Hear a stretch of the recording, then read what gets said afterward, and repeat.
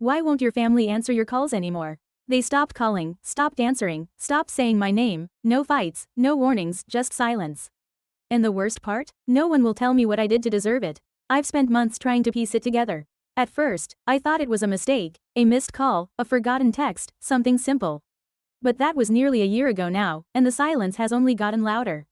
My sister used to call me every Sunday without fail. We'd talk for hours, about her kids, her job, stupid shows we both pretended to hate. My mom would send little texts during the day, nothing big, just reminders that she was there. Even my dad, distant as he was, would at least forward a meme or check in with a thumbs up. And then one day, nothing. It was like they all vanished at the same time, only they didn't. They're still there, still alive, still posting family photos, still celebrating birthdays, just without me. It wasn't until my birthday came and went, not even a text, that it really hit me. I was being cut off.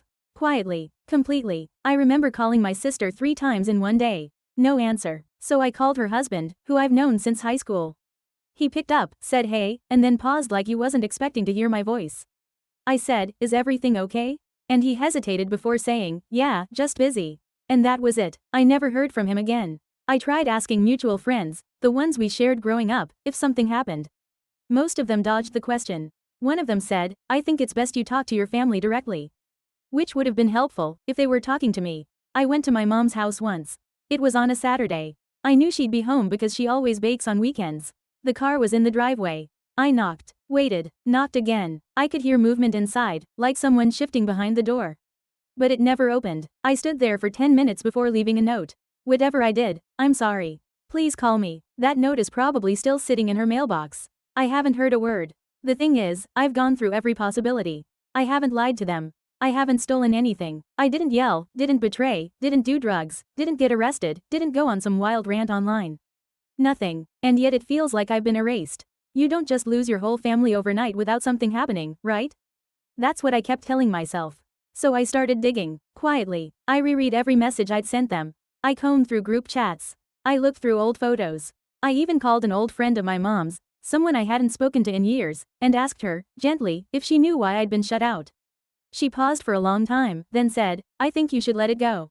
That's all. No answer. Just, let it go. That phrase kept me up for weeks. Let it go? Let what go? Did something happen that I didn't know about? Some family event I missed? A secret I stumbled too close to? And then I remembered something. About 3 months before they went silent, I visited my mom unexpectedly. She didn't seem thrilled to see me, but I chalked it up to bad timing. While I was there, I offered to help her clean out the garage. She said no at first, but then agreed, told me not to go through the old red trunk in the corner. Just leave that, she said quickly. I hadn't thought about that moment since. But now, I wonder, because I did open it. Not out of spite, just out of curiosity. It wasn't locked. I thought it had old blankets or photos.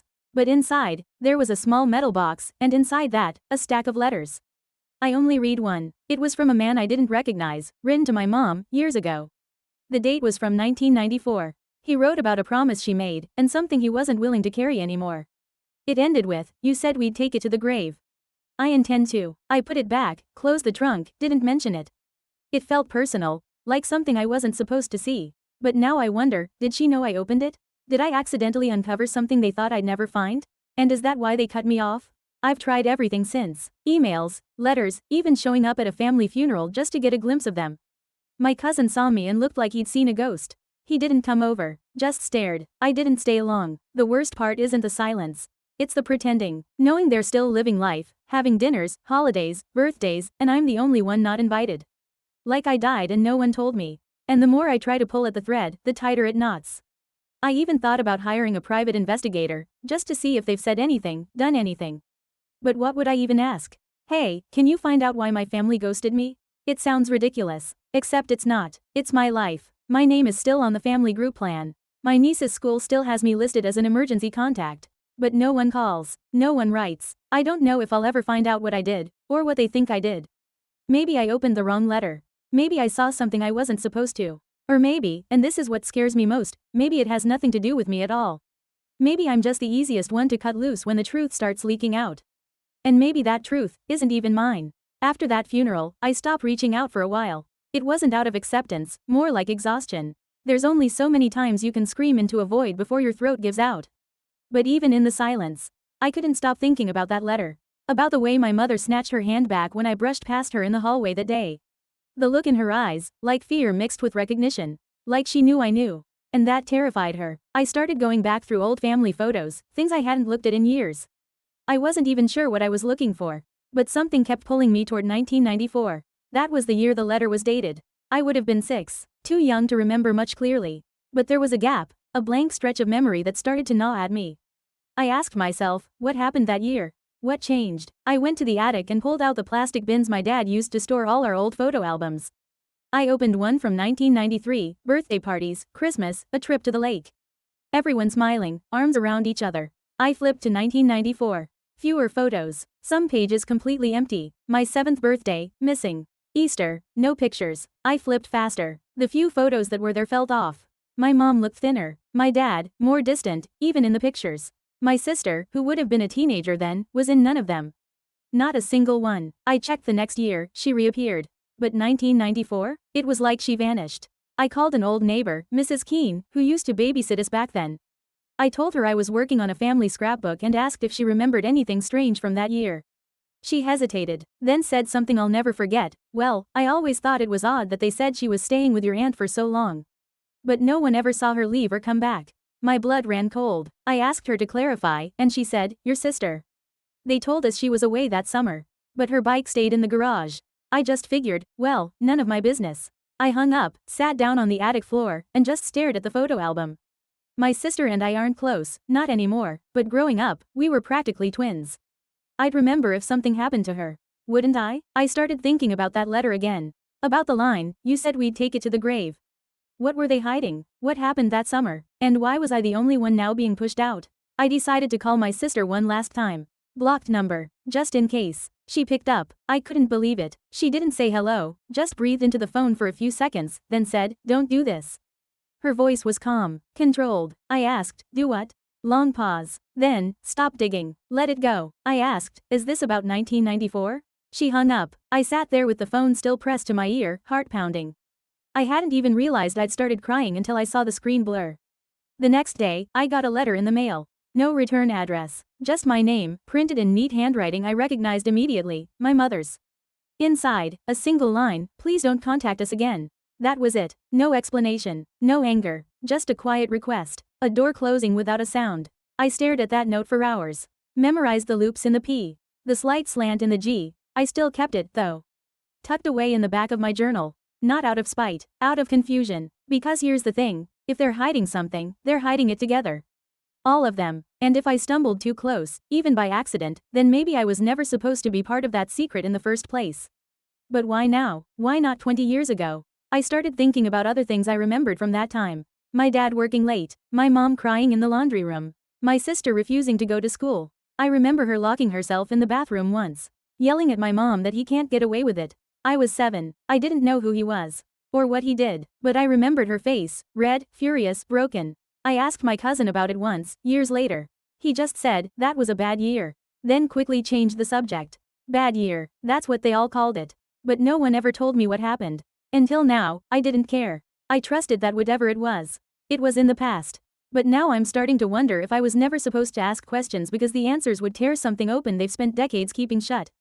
The more I dig, the more I find little cracks. A photo missing, a name scratched out, a friend who doesn't call back. It's like walking through a house that looks perfect from the street, but when you step inside, everything's hollow. I've started keeping notes, dates, names, locations. If I can't get them to tell me what happened, maybe I can figure it out myself. I know something's there, just beneath the surface. And I don't think I'm the only one who's scared of it. But the question that keeps me up at night isn't what they're hiding. It's this, why now? Why was now the moment they all turned their backs on me? Unless, whatever they're hiding isn't just a secret from the past. Maybe it's about something that's about to come out. Something they know is coming. Something they're trying to protect. Or cover up. And I, the one who never even knew to ask, might have seen just enough to become a threat. Not because of what I did, but because of what I saw. I didn't sleep that night. I just lay there with my eyes open, staring at the ceiling, thinking about every strange moment I'd ignored over the years. Every time my sister flinched at a certain name. Every time my mom changed the subject when I brought up the past. Every time a detail didn't quite fit, but I let it slide. I kept replaying that line from the letter, you said we'd take it to the grave. That wasn't just a metaphor. It was a promise. A pact. And whatever it was big enough to make them all drop me like I'd never existed. I decided I needed more. Not guesses, not hints, facts. I drove 3 hours to a small town library where my mom grew up. I'd only been there once, years ago, but I remembered the old wooden building, the smell of dust and old newspapers. I told the clerk I was doing a family history project and needed access to the local archives from the 90s. She barely looked up, pointed me toward the microfilm room. I didn't know what I was looking for, just started scrolling through headlines. Weeks went by. I'd make excuses to leave work early, sneak away on weekends. I dug through obituaries, arrest reports, community newsletters, church bulletins. Nothing. But then, one night, I found it. It was small, barely a mention. Local pastor resigns amid personal matters. August 1994. The same week my sister supposedly went to stay with our aunt. The article was vague, no accusations, just a paragraph about Pastor Leland Walker stepping down unexpectedly from his post at Gracewood Baptist. I stared at the name. I'd never heard of him. But the church? That was where my parents were married. Where we had every Easter photo until 1994. Where my sister used to go to youth group every Friday night. The article mentioned he was well loved and that his departure had deeply affected the congregation. It also said he was relocating out of state. I tried to find more, but there were no follow-ups. Just silence, like someone had pressed delete on the story. I looked up old yearbooks, old directories. There was a single blurry photo of him standing with a group of students, and one of them was my sister. I hadn't seen her with that expression before. Blank, stiff, eyes turned slightly away from the camera. I printed it out, circled the date, and took it with me. That night, I called the church. Pretended to be a historian doing a project on former staff. The woman on the phone was polite, until I asked about Pastor Walker. There was a pause. Then she said, "I'm sorry, we don't have records that far back." When I pushed, she said, "He hasn't been affiliated with our church in decades. We'd appreciate it if you didn't call again." Then she hung up. 2 days later, someone left a message on my voicemail. No caller ID. A deep male voice. Just 7 words, "Stop digging. You don't want the truth." I saved the message. Played it back 15 times. The voice didn't sound familiar. But it felt close. Too close. I started noticing small things after that. A car parked across the street too long. A man pretending to read a newspaper at the cafe I always went to. One night, someone rang my doorbell and left. No package, no note, just a single ring. It could have been paranoia, but it didn't feel like paranoia. It felt like warning shots. Still, I couldn't stop. I needed answers, not just for me, for my sanity. Because if my family had chosen to exile me over a secret like this, then that meant the truth wasn't just uncomfortable. It was dangerous. I went back to the red trunk in my mom's garage.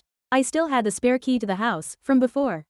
I waited until I knew they'd be gone. My parents still posted their schedules in a shared Google Calendar for church volunteers, and my mom always left her public. I drove there early on a Sunday morning. Parked down the block. Entered through the side door. Everything looked the same. Nothing moved. I went straight to the garage. Opened the trunk. The metal box was gone. Of course. But under the floor mat in the corner, I noticed something new. A small crack in the concrete.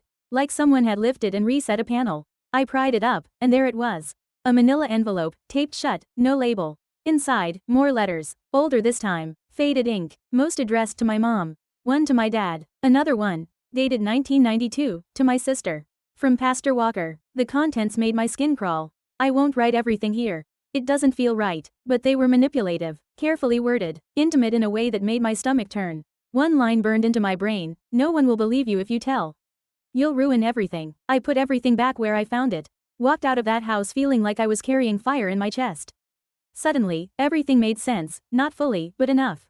Enough to understand the silence. The distance. The shame. They weren't cutting me off because of what I did. They were cutting me off because they thought I'd found the match that could burn it all down. And maybe, they were right. But I still don't know who sent that voicemail. I don't know if Pastor Walker is alive. I don't know if my sister ever told anyone what really happened. But I know my family made a choice, to protect the story, not the people. And that choice cost me everything. I haven't told anyone what I found. Not officially, not yet, but I've started writing it all down. Every date, every letter, every name, just in case anything ever happens to me. Because now I'm part of it. Whether I wanted to be or not. And someone out there still doesn't want this story told. After that day, I started noticing how quiet everything felt. Not just in the house or on my phone, but inside my own head. Like something had shifted. Like I'd crossed a threshold I couldn't come back from. I stopped trying to reach out. Stopped writing texts I'd never send. Stopped staring at my phone like it owed me something. Instead, I started organizing everything I knew. I bought a locked journal and began writing it all down, not just what I found in that envelope, but the conversations, the silences, the faces, the looks that made no sense back then but feel loaded now. The night my sister screamed in the bathroom. The way my dad used to get jumpy whenever the phone rang after 9 p.m. The long stretches when my mom wouldn't go outside unless she absolutely had to. I even wrote down what I remembered from that summer, how she wasn't around, how no one really talked about it, how the adults in the neighborhood seemed to walk on eggshells for a while. I started to feel like a detective in my own life. Not because I wanted to be. Because someone had to. A few weeks later, I got a letter. No return address again, same neat handwriting, only this time it wasn't from my mother. It was my sister's. I knew it before I even opened it. Inside was a single page. No greeting, no explanation, just a list of names. First names only. A couple of them I recognized, former neighbors, teachers, a youth counselor from the church. Others meant nothing to me. At the bottom, 3 words, ask them gently. I stared at that for a long time. I think she was trying to help me. In her own quiet, terrified way. She couldn't speak, not openly, but maybe this was all she could do. I picked the first name I recognized, Mr. Thorne, my old biology teacher. He'd always been friendly, kind. I looked him up, still lived in town. I sent him an email, pretending to be working on a memoir about my childhood.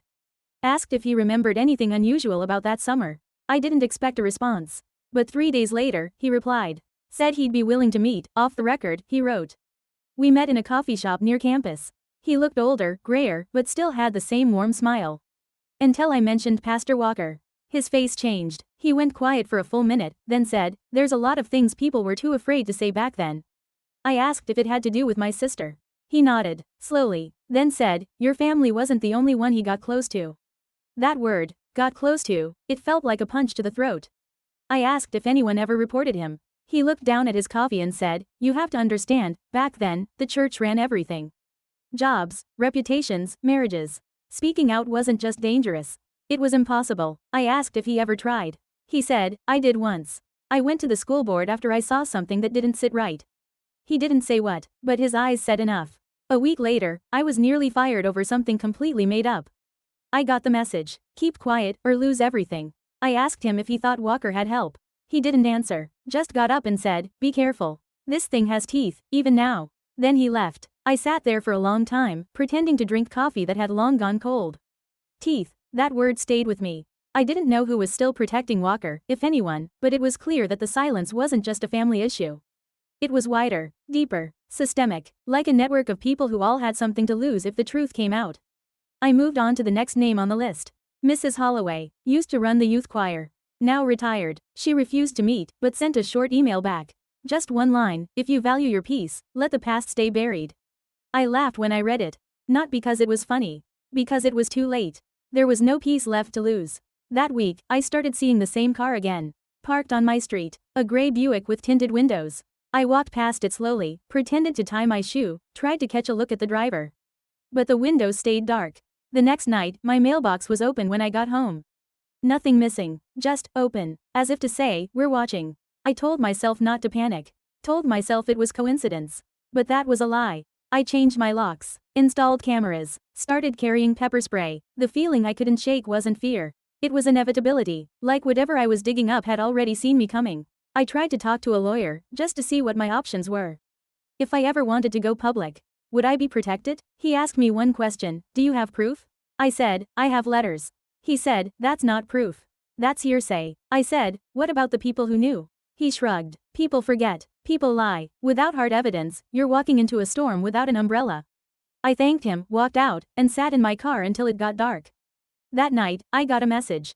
No name, no number, just a photo. It was me, sitting in my car outside the law office. Taken from behind. I stared at it for 10 minutes. Then deleted it, but I didn't sleep that night. Again, not because I was scared, but because I knew, truly knew, that I was being watched. And that meant something I hadn't wanted to admit until now. This wasn't just about my family. It wasn't just about my sister. This was about a cover-up. A coordinated one. Something that spanned years, maybe decades. And for some reason, me remembering that old red trunk had put me on someone's radar. I think they assumed I'd give up. That I'd accept the silence. That I'd let it go. But now it's too late. I've seen too much. I've felt too much. And whatever they're trying to hide, I'm going to find it, even if it costs me everything. I started making digital backups of everything. Scans of the letters, photos of the trunk, printouts of the email responses, transcriptions of every conversation I could remember. I kept one copy on a flash drive hidden inside the lining of my coat. Another on an encrypted cloud account I didn't tell anyone about. I wasn't being paranoid anymore. I was being methodical, because the closer I got to the center, the more I could feel something tightening. Like the air itself had rules I didn't know how to follow anymore. The silence wasn't passive, it was maintained, curated, enforced, and I'd stepped outside of it. One night, I got a call from a blocked number. I let it go to voicemail. The message was short. It was my father's voice.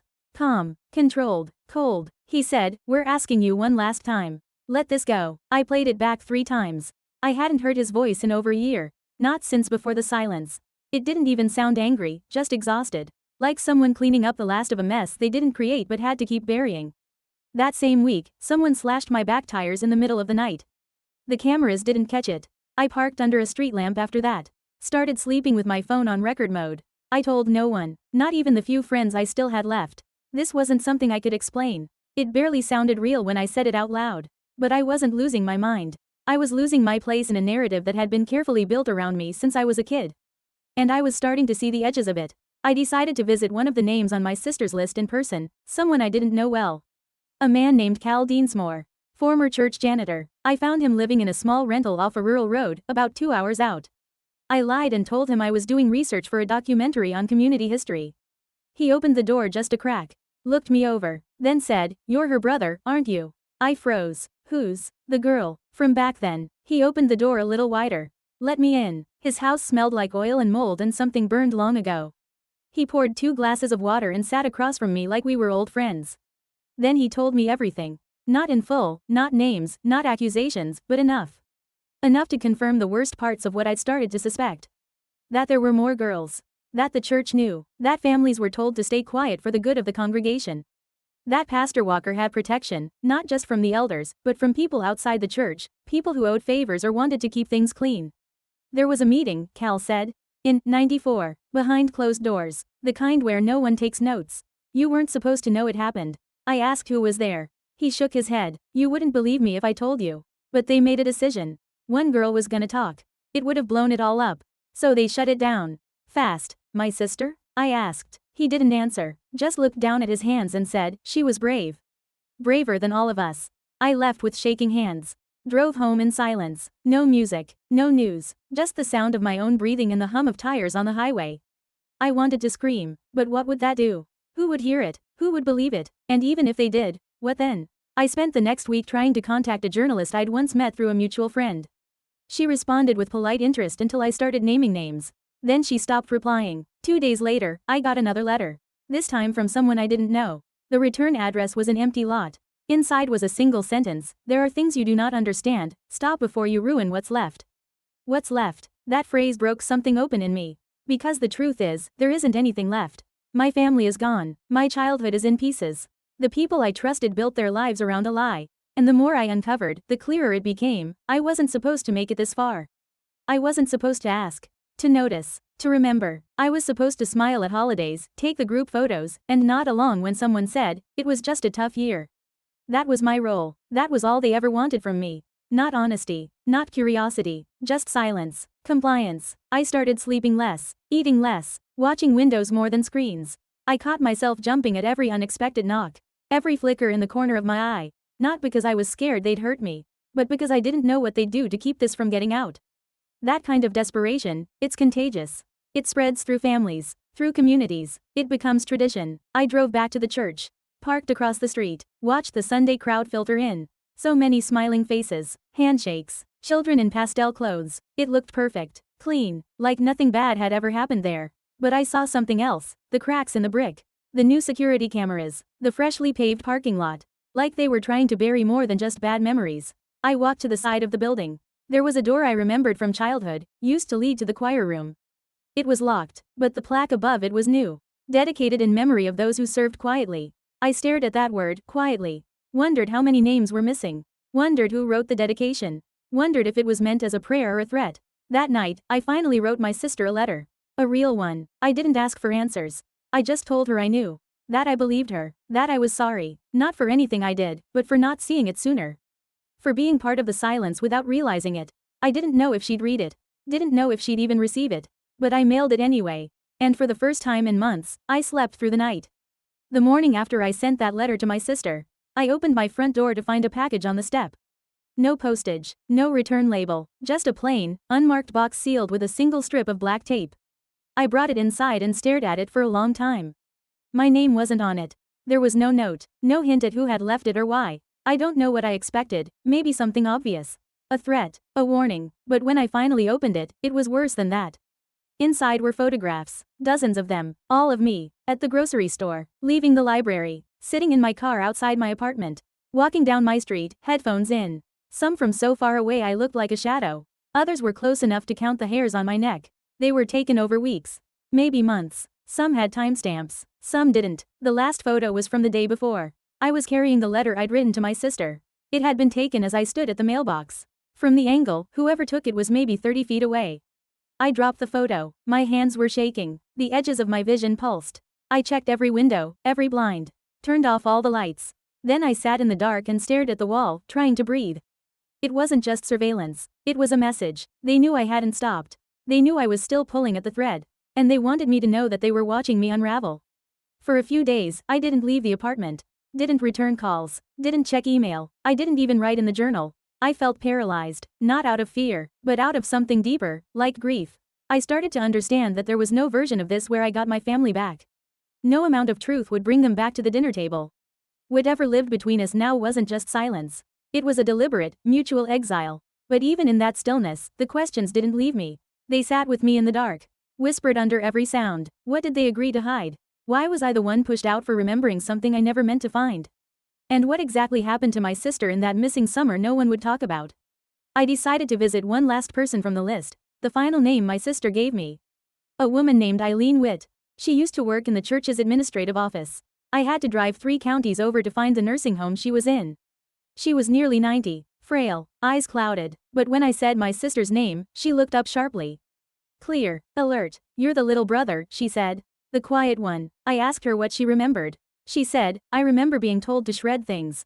Files, letters, notes from the counseling room. I asked her if she knew why. She said, because people talk, and paper remembers. I asked about Pastor Walker. She didn't answer at first. Just looked past me and said, they always said he was blessed. That he had the gift. But gifts like that come at a cost. I asked her if she believed the rumors. She looked at me, square in the eyes, and said, they weren't rumors. They were warnings. I asked if she thought anyone would ever tell the full truth. She smiled. A sad, broken smile. There are too many people still in the pews who owe him something. Too many children raised on lies. The truth doesn't matter if no one's ready to hear it. That hit harder than I expected. Because she was right. I could dig up every letter, every photo, every whispered confession. But if the people in power weren't willing to speak, if the community still needed to believe in its own cleanliness, I'd just be one voice shouting into the wind. I thanked her. She gripped my hand before I left and said, your sister never stopped fighting. She just had nowhere else to go. That night, I couldn't sleep. I sat in the hallway of my apartment, back against the wall, staring at the front door like something was going to come through it. But nothing did, just the usual hum of late-night silence. Somewhere around 3 a.m., I started thinking about the photos again. About how precise they were. How close, how careful, and I realized something. Whoever sent them, they weren't just trying to scare me. They were trying to prove how close they were. How easily they could get to me. And maybe, how close I was getting to them. So I went back to the beginning. To the letter I found in the red trunk. To the handwriting, the phrasing. I compared it to the new threats, the photo drops, the voicemail. And a thought hit me so fast I nearly dropped the notebook. What if it wasn't just about Pastor Walker? What if the cover-up had more than one layer? Because the way the letters were written, they felt personal. Too personal, not like someone protecting a predator. More like someone protecting themselves. I started wondering who else might have known. Not just known, but helped. Shielded. Positioned themselves to benefit from silence. People with something to lose. Something bigger than shame, influence, status, legacy. My father had worked at the county office for decades. My mother volunteered at the church almost every day. My uncle was a deacon. My cousin married a police officer who now ran a regional unit. I started tracing the lines. Looking at who got promoted. Who moved away quietly. Who changed careers at just the right moment. And slowly, a map started to form. Not of names, but of pressure points. People who didn't want the past reopened not because they were ashamed, but because they were involved. My sister had been the first to resist. I'd been the second. And now I understood the full shape of the silence they were trying to keep me in. It wasn't about protecting the family. It was about protecting a structure. One built on quiet agreements, denials, complicity, and maybe, something worse. I stopped asking for the truth and started preparing for what would happen when I finally touched it. Because I wasn't chasing answers anymore, I was circling a confession no one would say out loud. Every call, every shadow outside my window, every unexplained message wasn't a scare tactic. It was a warning. You're close. Too close. And I didn't care. Not anymore. The old rules, don't ask, don't dig, don't speak. Those were made to protect everyone but the ones who were hurt. My sister. Maybe others. Maybe people I'd never even met. But now I had something no one else had, everything. I had the letters, the photos, the timeline, the names. I had the list. I had proof of the silence, and the shape it left behind. And if no one was going to give me the truth, I'd force it to show itself. I went back to the storage unit where I kept my backups. Rented under a fake name. I pulled the binder marked 1994-1997. Inside were the key pieces, a timeline of church events, a calendar of my family's movements, newspaper clippings, photocopied letters. I cross-referenced every file, looked for discrepancies, dates that didn't line up, gaps that no one had ever noticed. That's when I found it. A church bulletin from the fall of '94, the same week my sister went away. It listed Pastor Walker as on leave, but there was a handwritten note in the margin, faint, like someone had scribbled and then erased it. I enhanced the scan. 4 words, he never actually left. It didn't make sense. The record said he'd resigned. Moved away. That's what everyone said. But this note, it suggested he was still there. Just hidden. Shielded. Maybe even reassigned. I started calling churches in surrounding counties. Asking questions. Most hung up. A few offered vague replies. Then I found one that rang differently. A woman answered. Sounded older. When I mentioned the name Walker, there was a pause. Then she said, he passed years ago. I'm sorry. May I ask your relation? I lied. Said I was doing genealogical research. She paused again. He was only with us a short time. Nice man. Quiet. Came here in late '94, I think. Left without much notice. I asked if she knew why. She said, we were told he was needed elsewhere. Then added, some of the parents didn't like the way he ran youth group. Complained he was too intense. Intense. That word made my skin crawl. I thanked her, hung up, and stared at my wall. Pinned to it were old documents, maps, names. I circled her church in red. It was 2 hours east of where we lived. Far enough to disappear, close enough to stay hidden. I wrote a name in the corner of my notebook, someone I'd never met, never seen. But who, somehow, still haunted everything, Ethan Walker. And under it, I wrote what I now believe to be true, he never left. I kept digging, found one obituary from 2001. Sparse details. Age, 52. Died in a car accident, single vehicle, no passengers. No surviving family listed. No photo. No funeral announcement. Just a line, former minister, retired. And that was it. A man who'd once controlled entire communities vanished from the record like he never existed.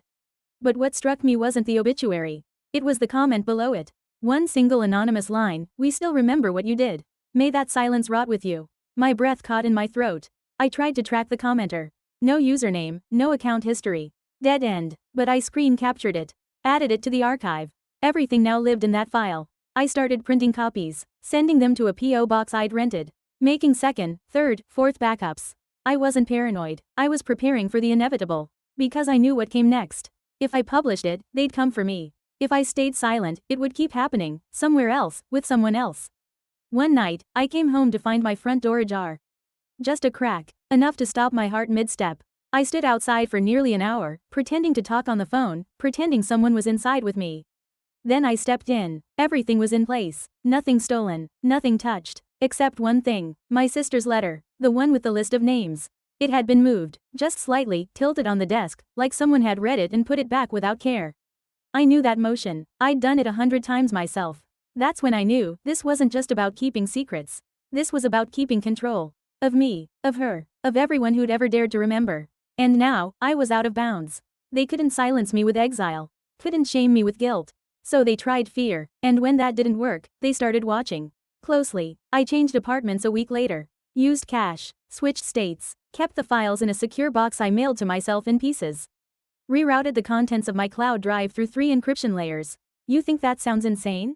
Try having your family erased from your life, then realize they did it on purpose, because you might remember what they spent their entire adulthood forgetting. And yet, I still didn't publish. Not yet, because part of me still hoped. Hoped that someone, anyone, in my family would finally reach out. Would break, would say something, would whisper, you were right. But no one did. Not my father. Not my mother. Not even my sister. Silence. Again. Like a second burial. But this time, I knew what was underneath. I moved again 2 months later. A smaller place, under a different name. No more personal belongings on shelves. No framed photos. Just a desk, a bed, and a locked drawer filled with everything I'd gathered, everything I knew. The silence had become a second language. I didn't check my phone unless it buzzed twice in a specific pattern. I didn't open my front door without checking the peephole twice. And I didn't speak to anyone from my past. Not even the ones who still followed me online. Still liked old photos, still pretended I hadn't disappeared. But I hadn't disappeared. They had. They walked away and left me standing in the wreckage of a story they never intended anyone to tell. A few weeks ago, I got a letter. No return address again. But I recognized the handwriting immediately, my sister's. Inside was a photo. Not recent. Not staged. Just a candid shot of the two of us from years ago. She had her arm around me. We were smiling. Normal. Kids. There was a note taped to the back. 4 words, "You saw too much." That was it. No date. No location. No warning. Just an acknowledgement. A line in the sand. Her way of saying, "This isn't your burden, but it's yours now." I kept it. Added it to the archive. Labeled the file "Final Communication." Because I knew, somehow, that would be the last time I'd hear from her. And I was right. Her number is disconnected. Her house was sold. Her online presence, gone. I even tried to call one of her kids. No answer. The voicemail was full. That silence, it's louder now than it's ever been. But it doesn't scare me anymore. It defines everything. Because the truth isn't always something you say out loud. Sometimes it's something you guard, something you wear, something you become. I still have the files. I still have the letters. But I haven't shared them. Not yet. Because here's what I've learned. No one wants the truth unless it fits the version they've already accepted. And in my family, the truth never fit. It bled at the edges. It leaked through cracks. It made people nervous, angry, violent. So they buried it, deep, layer after layer, with prayers, with shame, with a smile. And when I brushed too close to it, when I cracked open the corner of that old red trunk and saw something I wasn't supposed to, they made a choice. They chose silence over me. And now, I live outside that silence. On the edge of their world. Not quite in exile, not quite free, just watching, waiting, remembering, because the past doesn't stay buried forever. And when it finally breaks the surface, and it will, I'll be ready. Not for revenge, not for closure, just for truth. Cold, bare, undeniable truth. Until then, I keep quiet. I keep moving. I keep the lights on at night. And I never, ever answer the phone unless I know exactly who's calling. Because once your family decides you're the threat, you stop being a person to them and start being a liability. And liabilities don't get invitations. They get warnings. Then they get silence. And sometimes, that silence lasts forever.